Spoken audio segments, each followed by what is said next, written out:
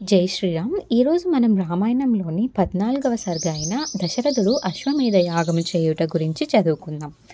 యజ్ఞాశ్వమును విడిచిపెట్టిన పిమ్మట అది 1 సంవత్సర కాలమునకు తిరిగి వచ్చెను. అనంతరము సరయూ నదికి ఉత్తర తీరమున రాజు యజ్ఞమును ప్రారంభించెను. ఋష్యశృంగుని ప్రధాన ఋత్విజునిగా చేసుకొని బ్రహ్మస్థానమున ఆయనను ఆసీనునిగా గావించి ఆయన పర్యవేక్షమున ద్విజోత్తములు ప్రజ్ఞాశాలి అయిన దశరథుడు అశ్వమేధ యాగమునకు సంబంధించిన కార్యములను నిర్వర్తింపసాగిరి. వేదముల యందును వేదార్థముల యందును ఆరితేరిన ఋత్విజులు విద్యుక్తముగా యజ్ఞ విధులను ఆచరించుచుండిరి.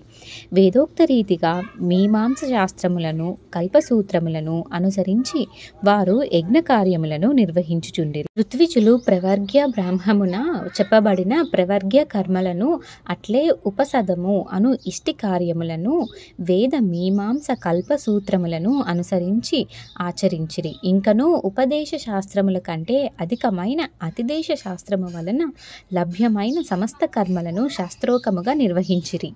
ఆ ఋత్విజులెల్లరును మిక్కిలి సంతోషముతో విద్యుక్తముగా బహిష్పవమానాది సూక్తములతో ఆయా కర్మాధిష్టాన దేవతలను పూజించిరి. పిమ్మట వారు ప్రవర్గ్య ఉపసదన కార్యముల ముగింపు సమయమున ప్రాతఃసవన మాధ్యందిన సవన తృతీయ సవన కర్మలను అనుష్ఠించిరి. ఇంద్రునకు విద్యుక్తములైన హవిస్సులను సమర్పింపబడినవి.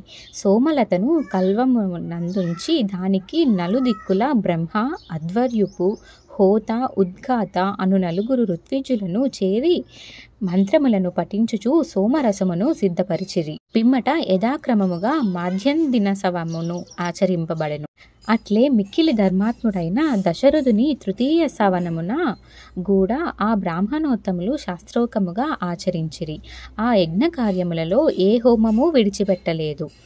ఒక హోమమునకు మారుగా మరి ఒక హోమము చేయుట జరగలేదు. హోమ ప్రక్రియలో ఏమాత్రము దొసగులు దొర్లలేదు.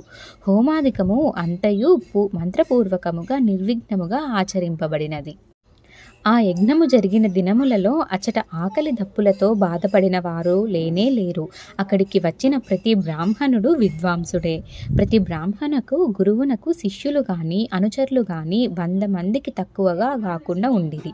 ప్రతిదినము బ్రాహ్మణులు మొదలుకొని అన్ని వర్ణముల వారును తృప్తిగా భుజించుచుండిరి. ఇంకను తాపసులను సన్యాసులను అచట ఆతిథ్యమును స్వీకరించుచుండిరి. వృద్ధులను, రోగగ్రస్తులను, స్త్రీలను, బాలబాలికలను అచటికి వచ్చి భుజించుచుండిరి. తాను అనుకున్న అంతమంది అతిథులు రాలేదని భావించుచు దశరథుడు తృప్తి చెందకుండెను. అందరికిని భోజన పదార్థములను వడ్డింపుడు వివిధములుగా వస్త్రములను దానము చేయుడు అని మంత్రుల ఆజ్ఞలను ఇచ్చుచుండగా అచటి వారు ఎల్లరకును అన్న వస్త్రములు ఒసగుచుండి పాకశాస్త్రం ప్రకారం ప్రతిదినము సిద్ధపరచబడిన భక్ష్య, భోజ్య, లేహ్య, చోష్యాదులతో కూడిన అన్నరాసులు పర్వత ప్రమాణములో అచట కనపట్టుచుండెను. ఆ మహారాజు గారి యజ్ఞమును చూచుటకై వివిధ ప్రదేశముల నుండి స్త్రీలు, పురుషులు విచ్చేసిరి. వారందరికిని షడ్రసోపేతములైన భోజనములు ఏర్పాటు చేసిరి. మధురమైన భోజన పదార్థములు, అపూర్వమైన అతిథి మర్యాదలు మమ్ము ఎంతగానో సంతృప్తి పరిచినవి. మీకు శుభముగాక అని బ్రాహ్మణోత్తముల ప్రశంసా వచనములు దశరథుడు వినెను. చక్కగా వస్త్రాభరణములను ధరించి పురుషులు బ్రాహ్మణులకు భక్షణ్యపాదాలను వడ్డించిరి. ప్రకాశించుచున్న మణి కుండలములను దాల్చిన మరికొందరు అతిథి సేవలో వారికి సహాయపడుచుండిరి. వాక్చాతుర్లను ప్రజ్ఞాశీలురు అయిన బ్రాహ్మణులు హోమకార్యముల మధ్య విరామ సమయములలో ఒకరినొకరు జయింపవలెనని ఉత్సాహముతో హేతుబద్ధములైన అనేక వైదిక చర్చలను గావించుచుండిరి. ఆ యజ్ఞమునందు ప్రతిదినము సమర్థులైన బ్రాహ్మణులు సవనత్రయాది సర్వకర్మలను వశిష్ఠాది మహర్షుల ప్రేరణచే శాస్త్రోకముగా ఆచరించుచుండిరి. ఆ దశరథ మహారాజు గారి యజ్ఞ సభలో ఆసీనులయ్యున్న బ్రాహ్మణోత్తములందరూ శిక్షా వ్యాకరణాది షడంగములలో ఆరితేరిన వారే, వ్రతనిష్ఠాపరులే, పెక్కు శాస్త్రములలో పారంగతులే, శాస్త్రచర్చలో సమర్థులే. ఆ యజ్ఞమునందు యూపస్తంభములను నిలబెట్టవలసిన సమయము రాగా 6 మారేడ యూపస్తంభములను, చండ్రస్తంభములు 6 మోదక స్తంభములు, పిదప విరిగి చెట్టు స్తంభం ఒకటి, దేవదారు వృక్ష స్తంభములు 2 నిలబెట్టబడినవి. ప్రతి 2 యూపస్తంభముల మధ్య బారడేసి దూరము ఉండెను. ఈ యూపస్తంభములన్నీయు యజ్ఞశాస్త్రజ్ఞులచే యజ్ఞములను నడిపించగల అనుభవజ్ఞులచే యజ్ఞశోభులను ఇనుమడింపజేయుటకై బంగారు తొడుగులతో అలంకరింపజేయబడినవి. నిల్పబడిన యూపస్తంభములు 21. ప్రతి యూపస్తంభమునకు 21 మూరలు పొడవున రూపొందబడినవి. ప్రతి స్తంభములను వేర్వేరుగా వస్త్రములతో అలంకరించిరి. ఈ యూపస్తంభములన్నిటినీ హెచ్చు తగ్గలు లేకుండా చక్కగా దృఢముగా చిల్లులు మొదలగు లోపములు లేకుండా 8 అంచులతో నునుపుగా చూడముచ్చటగా శిల్పులు సిద్ధపరిచిరి. అవి శాస్త్రోక్తముగా స్థాపింపబడెను. అవి వస్త్రములచే కప్పబడెను, పూలచే గంధములచే అలంకరింపబడెను. ఆకాశమున సప్తర్షుల వలె అవి దేదీప్యమానములై విరాజిల్లుచుండెను. ఇటుకలు శాస్త్రోక్త ప్రమాణములలో సిద్ధపరచబడినవి. యజ్ఞవేదికల నిర్మాణములయందు దక్షులైన బ్రాహ్మణులచే అగ్నివేదికలు నిర్మింపబడినవి. దశరథ మహారాజు ఆచరించుచున్న యజ్ఞమునందు యజ్ఞ నిర్వహణ దక్షులైన బ్రాహ్మణులు శాస్త్రోక్తముగా ఆ అగ్ని వేదికను నిర్మించిరి. ఇది 2 రెక్కలు తోకను చాచి తూర్పు ముఖముగా కిందికి చూచుచున్న గరుత్మంతుని ఆకృతిలో నుండెను. బంగారు ఇటుకలతో నిర్మింపబడుట వలన అది గరుడుని సువర్ణమయమైన రెక్కల వలె శోభిల్లుచుండెను. సాధారణముగా ఈ హోమవేదిక 6 వరుసలు కలిగి ఉండును. కానీ అశ్వమేధ యాగములో ఇది 3 రెట్లు అనగా 18 వరుసలు కలిగియుండును. కనుక ఈ గరుడాకృతి గల అగ్నివేదిక 18 వరుసలతో ఒప్పుచుండెను. అచట శాస్త్ర ప్రకారము పశువులు, పాములు, పక్షులు ఆయా దేవతలను ఉద్దేశించి యూపస్తంభమునకు కట్టి వేయబడినవి. పాములు, పక్షులు పంజరములో ఉంచబడినవి. యజ్ఞము యొక్క శాంతి కర్మయందు హయమును, తాబేలు మొదలగు జలజంతువులను ఋత్విజులు శాస్త్రవిధిని అనుసరించి యూపస్తంభమునకు బంధించిరి. ఆ స్తంభములకు 300 పశువులు కట్టవేయబడినవి. ఆ దశరథుని ఉత్తమాశ్వము కూడా స్తంభమునకు బంధింపబడినవి.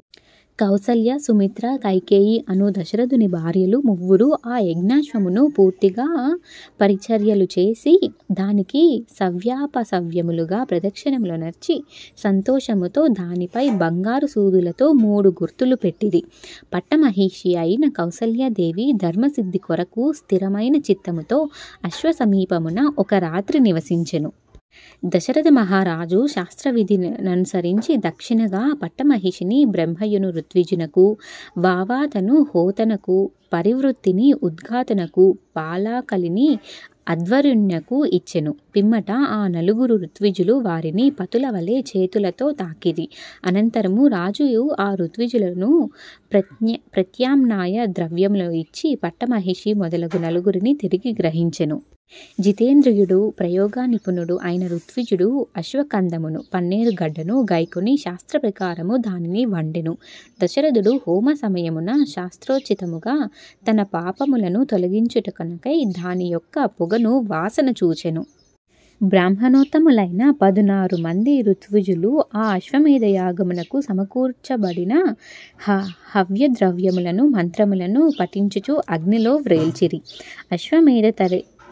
అశ్వమేధతర యజ్ఞములయందు హవిస్సును జువ్వినట్లు శాఖలయందు శుద్ధి చేయుదురు. కానీ అశ్వమేధ యజ్ఞము యొక్క హవిస్సులను ప్రబల్లి చెట్ల యందుంచి సంస్కరించెదరు. భాగములైన బ్రాహ్మణములలోని కల్పసూత్రములను అనుసరించి అశ్వమేధ యజ్ఞము 3 దినములలో నిర్వర్తింపవలసి ఉన్నది. మొదటి దినమున చేయబడు కార్యక్రమము చతుష్టోమము అనబడును. 2వ దినమున చేయబడు యజ్ఞ కార్యమును ఉత్క్యము అనియు, 3వ దినమున ఆచరింపబడు హోమకలాపమును అతిరాత్రము అనియు పేర్కొనిరి. ఇంకను ఈ అశ్వమేధమున శాస్త్రోక్తములమైన పెక్కు ఇతర క్రతువులు కూడా దశరథుడు జరిపించెను. శాస్త్రోక్తముగా దశరథుడు జ్యోతిష్టోమము, ఆయుర్యాగము, అతిరాత్రములు 2, అభిజిత్తు, విశ్వజిత్తు, ఆప్తోర్యామము అను 6 విధములగు క్రతువులను ఆచరించెను. దశరథ మహారాజు తన వంశాభివృద్ధికై హోత అను ఋత్విజునకు తూర్పు దిశనున్న భూమిని, అధ్వర్యవు అను ఋత్విజునకు పడమరనున్న భూమిని, బ్రహ్మస్థానమునున్న ఋత్విజునకు దక్షిణమునున్న భూమిని, ఉద్ఘాత అను ఋత్విజునకు ఉత్తర దిశయందున్న భూమిని దక్షిణలుగా ఇచ్చెను. అశ్వమేధ యజ్ఞమునకు సంబంధించిన ఈ విధులను పూర్వము స్వయంభువు అయిన బ్రహ్మయే తెలిపియుండెను. దశరథ మహారాజు క్రతువు ముగిసిన పిమ్మట శాస్త్ర ప్రకారముగా క్రతు ఫలాభివృద్ధికై ఈ విధముగా ఋత్విజులకు భూదానములు ఒసంగెను. అంతట ఋత్విజులు అందరును యజ్ఞము ద్వారా పవిత్రుడైన ఆ రాజుగారితో, ఈ సమస్త భూమండలమును పరిరక్షించుటకు నీవే సమర్థుడవు. మాకు భూమితో పని లేదు.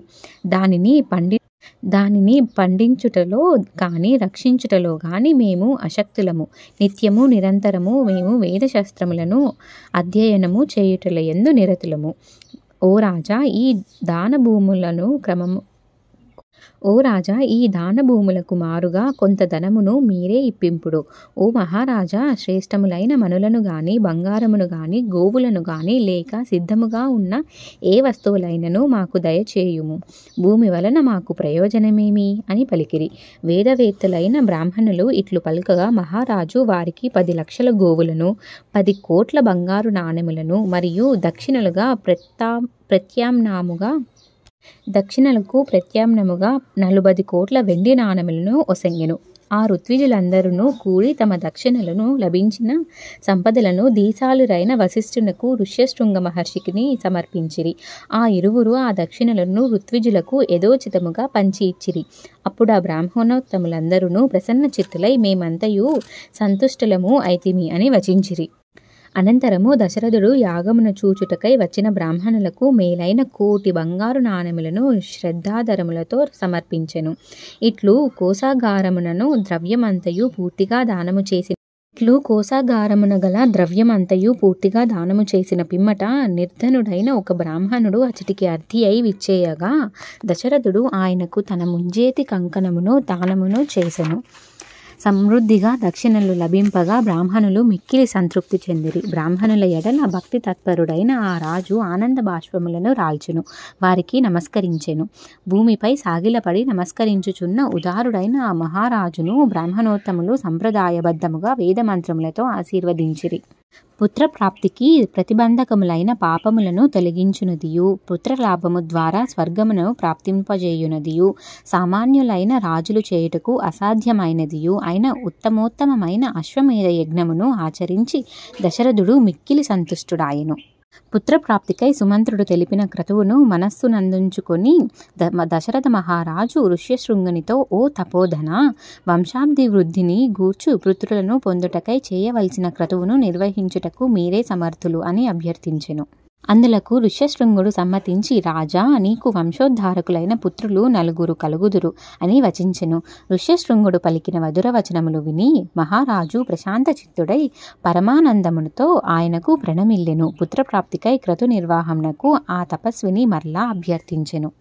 జై శ్రీరామ్. మీరు అనుకో ఉండొచ్చు, అశ్వమేధ యాగం అయిపోయింది కదా, ఇంకేముంది, మళ్ళీ ఋష్యశృంగ మహర్షిని అడుగుతున్నారే అని. ఇంకా పుత్రకామేష్టి యాగం, అది చేయటకే ఋష్యశృంగుణ్ణి మళ్ళీ అభ్యర్థించెను.